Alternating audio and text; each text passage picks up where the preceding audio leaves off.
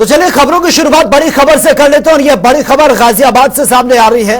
गाजियाबाद पहुंचे मुख्यमंत्री योगी आदित्यनाथ, अपनी बड़ी बहन के घर पर पहुंचे हैं और सीएम के दौरे को लेकर तैयारियों में जुटी है पुलिस। तो अपनी बहन के यहां रुके हैं, अपनी बड़ी बहन जिनके यहां मुख्यमंत्री योगी आदित्यनाथ रुके हैं और सीएम के दौरे को लेकर पुलिस प्रशासन पूरी तरह से सख्त है, सुरक्षा के पुख्ता इंतजाम किए गए हैं। तो गाजियाबाद पहुंचे हैं मुख्यमंत्री योगी आदित्यनाथ, जहां पर उनकी बड़ी बहन रहती है।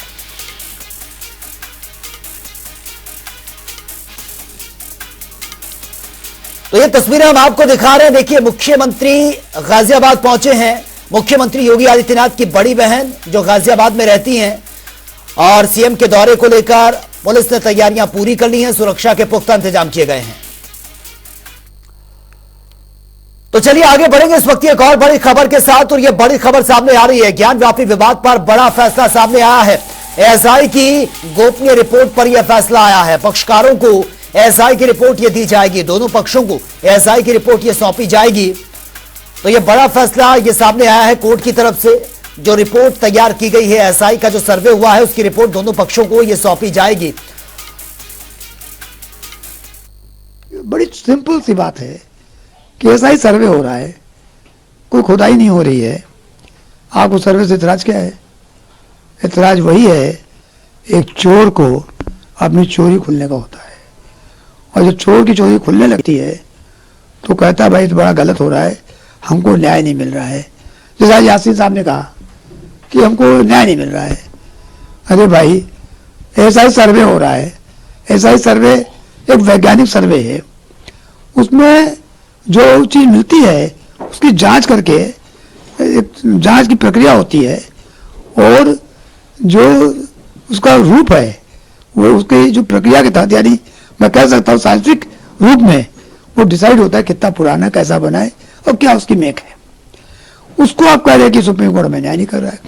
अभी तो डिसाइड ही नहीं हुआ, अभी तो न्याय की बात क्या सही, अभी तो कोई बिंदु मुस्लिम पक्ष के या मेरे पक्ष में या विरोध में किसी ने कुछ डिसाइड नहीं हुआ। अभी तो बात इतनी सी है कि जांच आई है, अब वो चाहते हैं कि जांच रिपोर्ट ना आवे।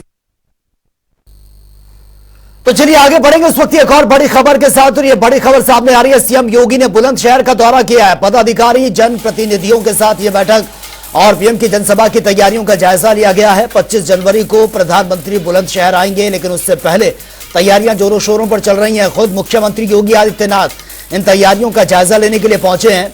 25 जनवरी का यह कार्यक्रम है, प्रधानमंत्री नरेंद्र मोदी का बुलंदशहर वो आएंगे, लेकिन उससे पहले यहां पर तैयारियां जोरों शोरों से चल रही हैं।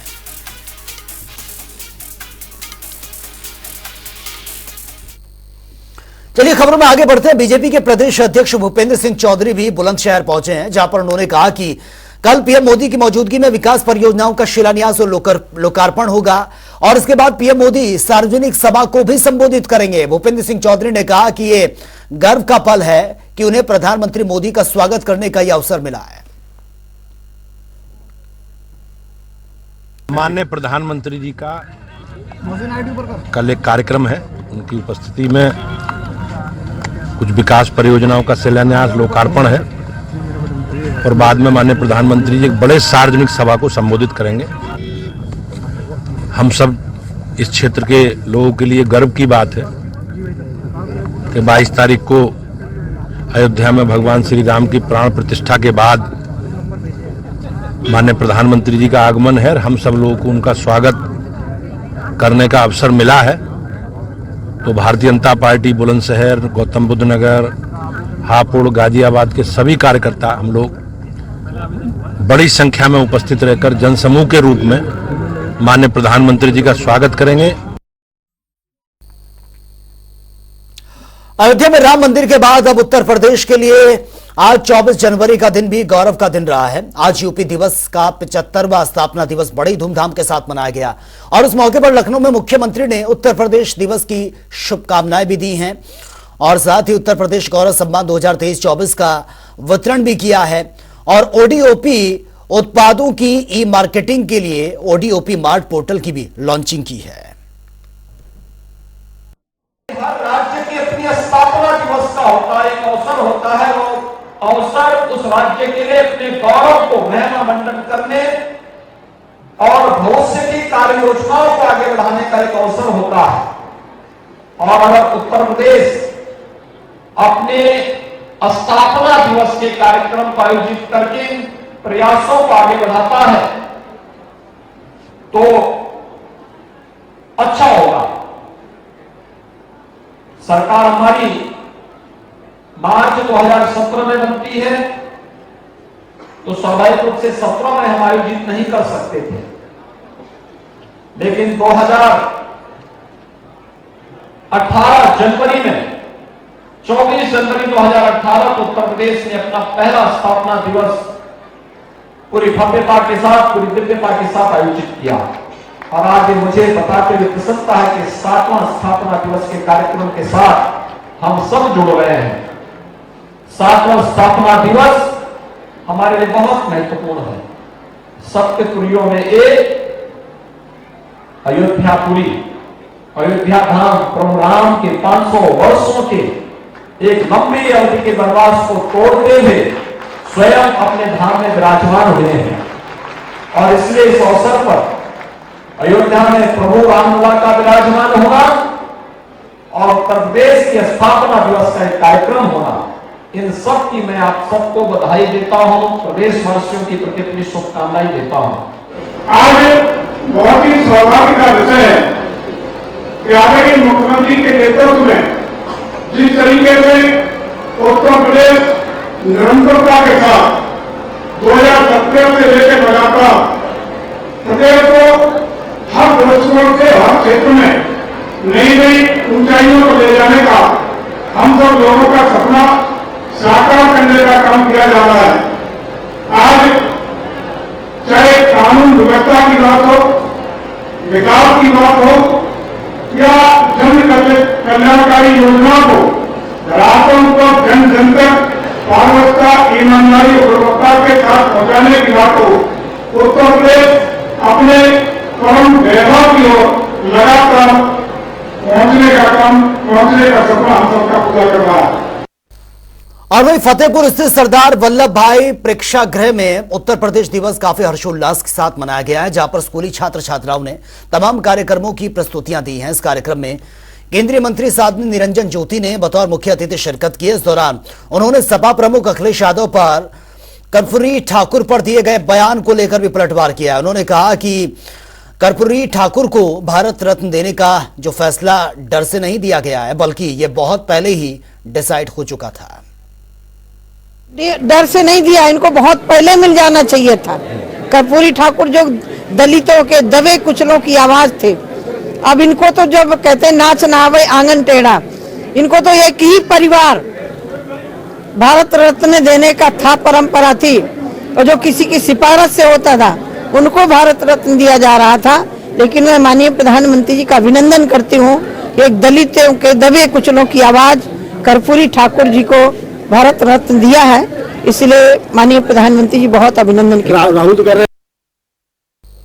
स्वामी प्रसाद मौर्य के विवादित बयान के बाद आगरा में प्रदर्शन हुआ है और स्वामी प्रसाद मौर्य को किन्नर समाज में शामिल करने की मांग उठाई गई है। आपको बता दें कि स्वामी प्रसाद मौर्य ने राम मंदिर को लेकर फिर से विवादित बयान दिया, जिसके बाद हिंदूवादी संगठनों ने यह आक्रोश रैली निकाली है।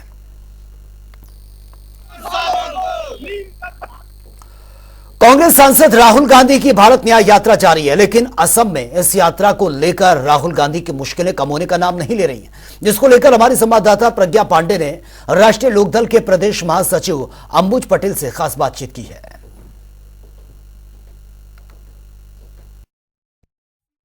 प्रदेश महासचिव अंबुज जी हैं। सर, जैसे कि राहुल गांधी की भारत जोड़ो यात्रा चल रही है, तो उस पर क्या ख्याल है आपका कि जो उसमें इतनी सारी विपत्तियां आ रही हैं और संघ को काफी कठिनाइयों का सामना करना पड़ रहा है, इस पर क्या कहना चाहते हैं आप? देखिए, राहुल गांधी जी एक समाज के लिए, देश के लिए एक यात्रा निकाल रहे हैं और कोई भी राजनीतिक दल जनता के बीच जाने का सबसे सुलभ माध्यम है यात्रा निकाल के। यात्रा निकालने के माध्यम से कोई भी नेता जनता के प्रत्येक तबके से रोड पे, सड़क पे निकल के जो है सबसे मिलता है और सबकी समस्याओं को सुनता है और सबकी समस्याओं के लिए बात करता है। तो ये एक अच्छा विषय है। कोई भी नेता यात्रा निकालता है तो जनता के लिए अच्छा होता है और पार्टी के लिए भी अच्छा होता है। सर, ये जो राहुल गांधी पर एफआईआर दर्ज हुई है और जो उनके अन्य नेता हैं उन पर एफआईआर दर्ज हुई है कि उन्होंने हिंसा फैलाने का आरोप लगाया है और सामाजिक संपत्ति को वो नुकसान पहुंचा रहे हैं, इस पर क्या कहेंगे?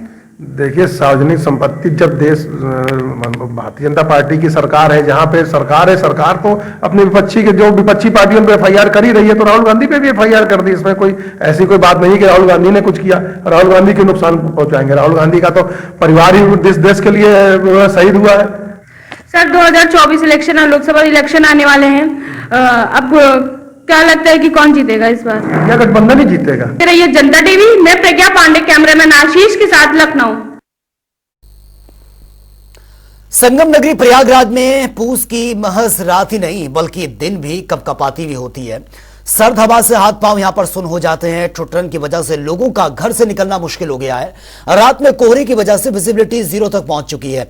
ऐसे में क्या है ग्राउंड जीरो के हालात, देखिए हमारे संवाददाता एसएम आमिर की एक खास रिपोर्ट।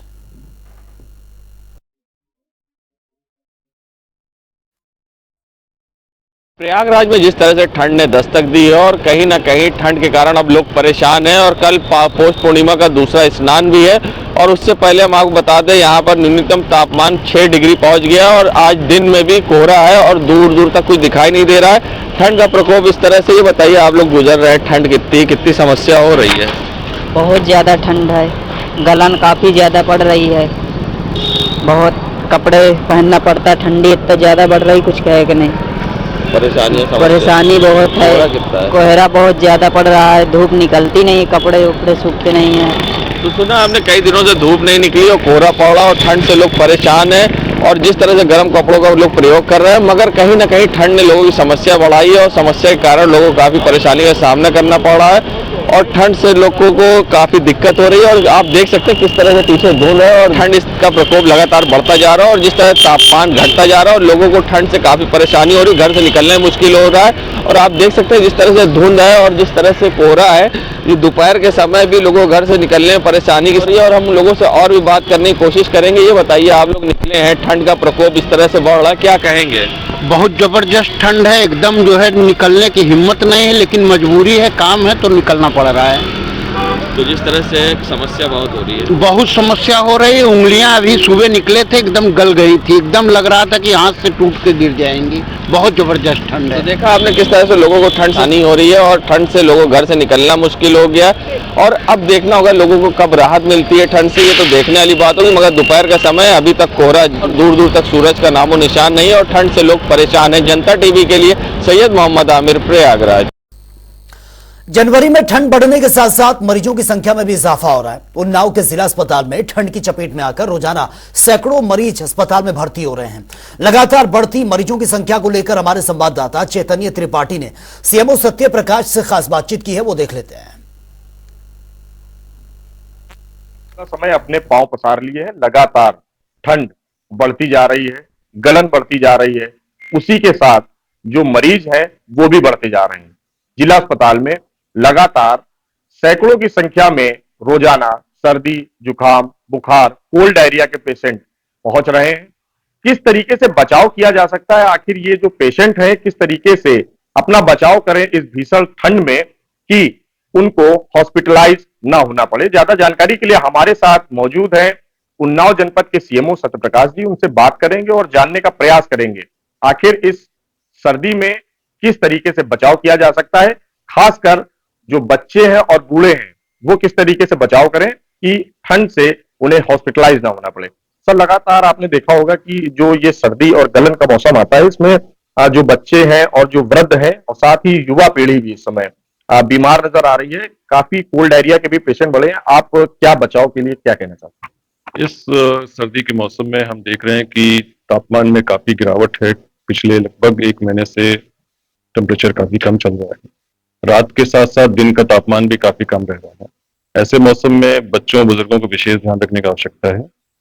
बिना आवश्यकता घर से बाहर ना निकलें, बुजुर्ग भी और बच्चे भी, और पूरे कपड़े पहनकर निकलें। आवश्यकता अनुसार सर को ढक के रखें, टोपी पहने या मफलर से बांधें, क्योंकि सर्दी के मौसम में नसों में सिकुड़न होने की वजह से खून दौड़ान कम होता है। इससे हृदय रोग के केसेस बढ़ते हैं, साथ साथ सेरेब्रोवास्कुलर एक्सीडेंट्स ये भी बढ़ते हैं, ब्लड प्रेशर बढ़ता है। तो बुजुर्गों को अपनी सर्दी से बचाव का विशेष ध्यान रखना चाहिए और बिना आवश्यकता घर से बाहर निकले। इसी तरह बच्चों में हम देखते हैं कि निमोनिया, कोल्ड डायरिया केसेस बढ़ रहे हैं।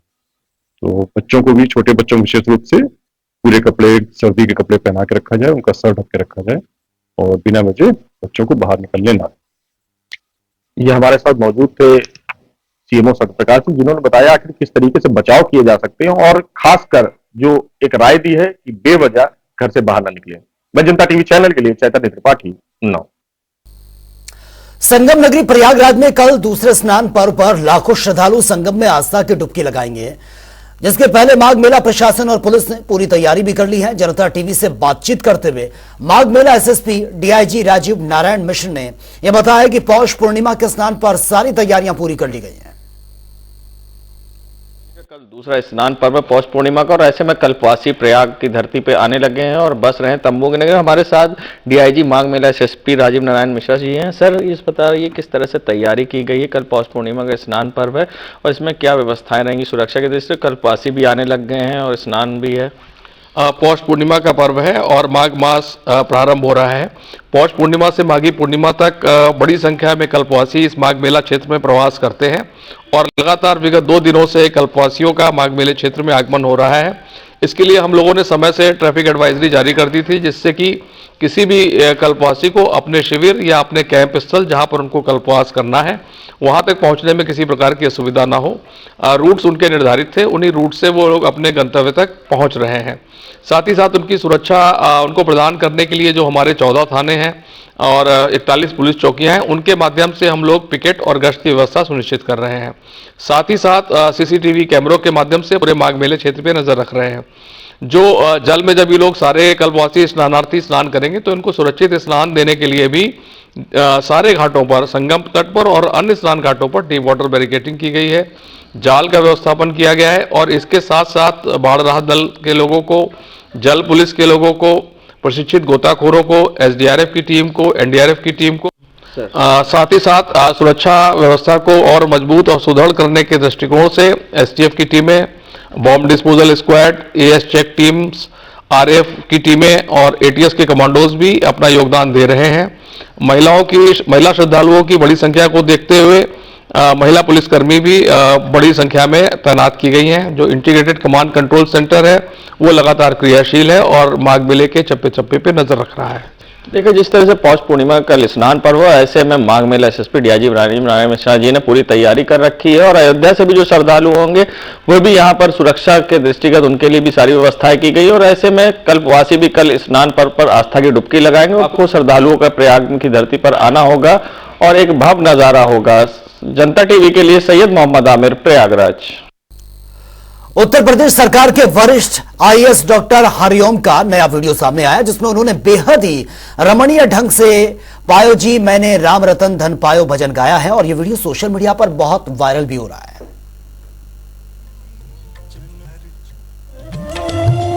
पायो जी मैंने राम रतन धन पायो, पायो जी मैंने राम रतन धन पायो, पायो जी मैंने राम रतन धन पायो। वस्तु अमोलिक दी मोर सतगुरु, वस्तु अमोलिक दी मोर सतगुरु, कृपा करी अपनायो, पायो जी मैंने कृपा करी अपनायो, पायो जी मैंने राम रतन धन पायो, पायो जी मैंने राम रतन धन पायो। अयोध्या में आस्था का सैलाब उमड़ रहा है। भक्तों की भारी भीड़ देखने को मिल रही है और सुरक्षा के भी पुख्ता इंतजाम किए गए हैं। तो फिलहाल मेरे साथ इतना ही, लेकिन जाते जाते आपको छोड़ जाते हैं जनता टीवी के तमाम रिपोर्टर्स की ग्राउंड जीरो रिपोर्ट के साथ। नमस्कार।